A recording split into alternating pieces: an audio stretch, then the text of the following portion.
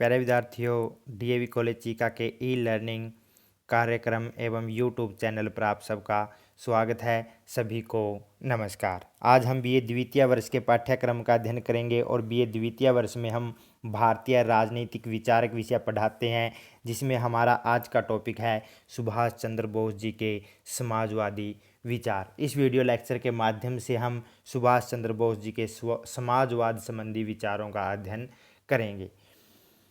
प्यारे विद्यार्थियों, अपना अध्ययन शुरू करने से पहले मैं सबसे निवेदन करता हूं कि आप डीएवी कॉलेज चीका के यूट्यूब चैनल को ज़्यादा से ज़्यादा सब्सक्राइब करें। अगर विषय से संबंधित आपका कोई प्रश्न है तो टीचर से यूट्यूब चैनल पर कमेंट के माध्यम से, व्हाट्सएप ग्रुप के माध्यम से या फिर ई कॉन्टैक्ट के माध्यम से पूछ सकते हैं।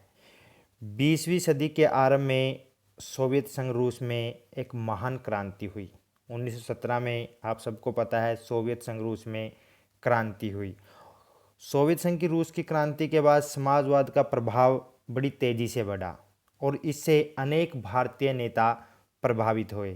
इन नेताओं में राम मनोहर लोहिया जी का, पंडित जवाहरलाल नेहरू जी का, डॉक्टर नरेंद्र देव जी, एम.एन. राय जी, विनोबा भावे जी, जयप्रकाश नारायण जी और नेताजी सुभाष चंद्र बोस जी का नाम उल्लेखनीय है। सुभाष चंद्र बोस जी एक महान समाजवादी विचारक थे, समाजवाद के महान समर्थक थे। सुभाष चंद्र बोस जी भारत के एक राजनीतिक, दार्शनिक और सैद्धांतिक विचारक न होकर एक व्यावहारिक नेता थे, जिनके विचारों पर भारतीय विद्वानों स्वामी विवेकानंद जी, अरविंद घोष का काफ़ी प्रभाव पड़ा था। वहीं विदेशी विद्वान हीगल का भी उन पर विशेष रूप से प्रभाव देखा जा सकता है। सुभाष चंद्र बोस के समय भारत ब्रिटिश दासता के चुंगल में फंसा हुआ था और स्वतंत्रता प्राप्ति के लिए निरंतर संघर्ष कर रहा था। इसके बावजूद भारत की आर्थिक स्थिति दिन प्रतिदिन बिगड़ती जा रही थी, क्योंकि आर्थिक शोषण और धन निकासी की नीति ने भारत की अर्थव्यवस्था को चौपट कर दिया था।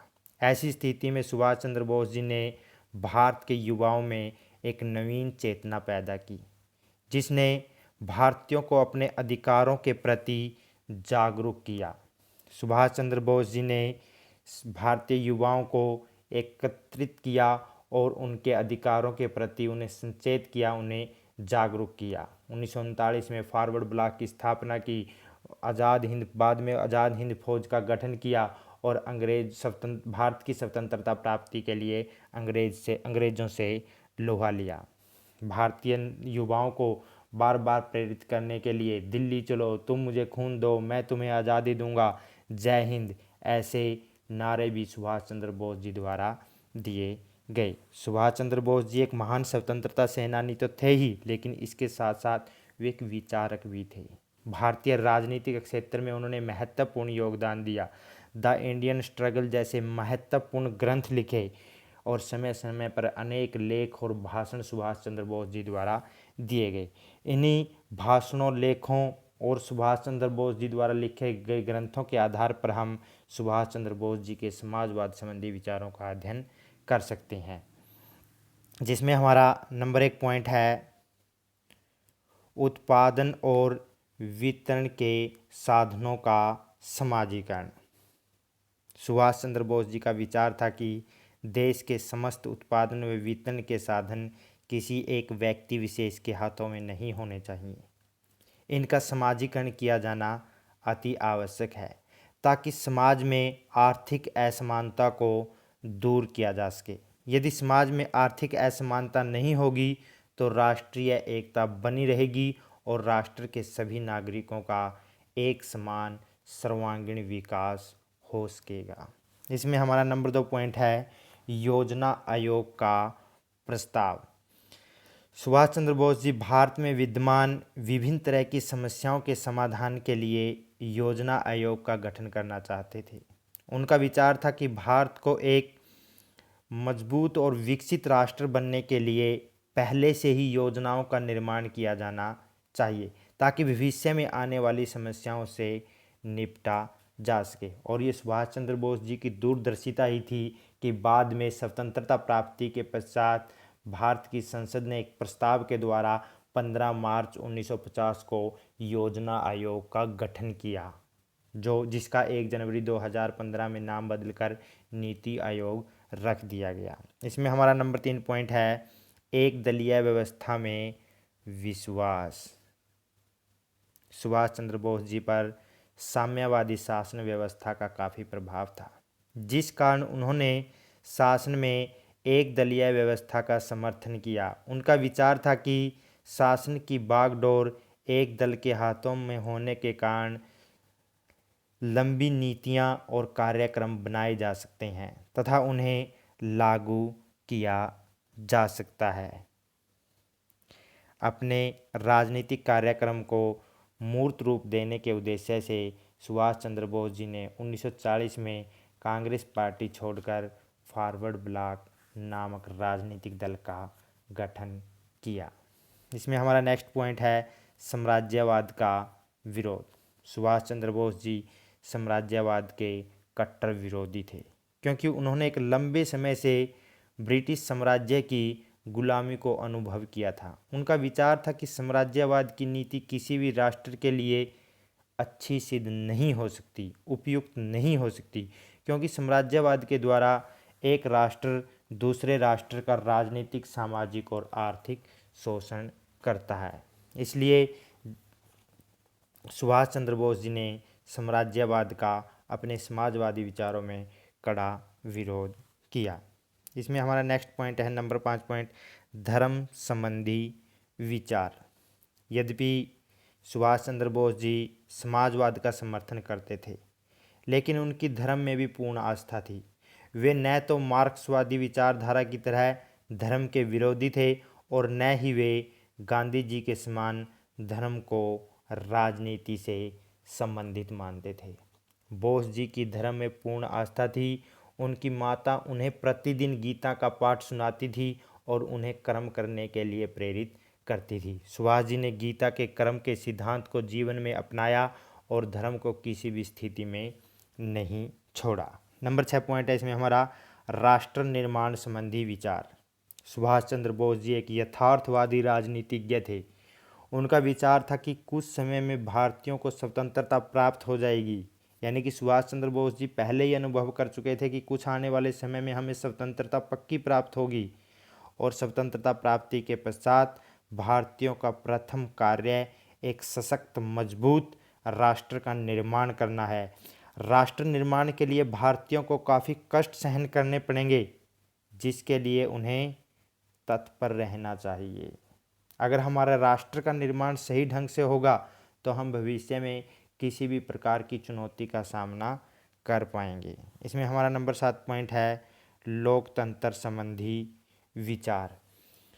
सुभाष चंद्र बोस जी फासीवाद और समाजवाद संबंधी विचारों का अध्ययन करने से हम यह अनुमान लगा सकते हैं कि सुभाष चंद्र बोस जी का लोकतंत्र में कितनी आस्था थी। वह ब्रिटेन, फ्रांस, अमेरिका में प्रचलित लोकतंत्र और लोकतांत्रिक संस्थाओं में विश्वास नहीं करते थे। उनका तो जर्मनी, इटली आदि देशों के समान ही संसदीय शासन प्रणाली और बहुदलीय व्यवस्था में कोई विश्वास ही नहीं था। वह एक दलीय शासन प्रणाली और उसके नेता के शासन में विश्वास करते थे और इसी उद्देश्य से उन्होंने फॉरवर्ड ब्लॉक नामक दल की स्थापना की थी। अर्थात कहने का तात्पर्य यह है कि सुभाष चंद्र बोस जी की लोकतंत्र में कोई ज़्यादा आस्था नहीं थी, कोई उनका विश्वास नहीं था। इसमें हमारा नेक्स्ट पॉइंट है नंबर 8 पॉइंट राज्य संबंधी विचार।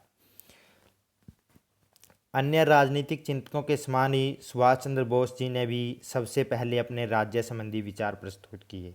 वह राज्य को एक साधन और व्यक्ति को एक साध्य मानते थे।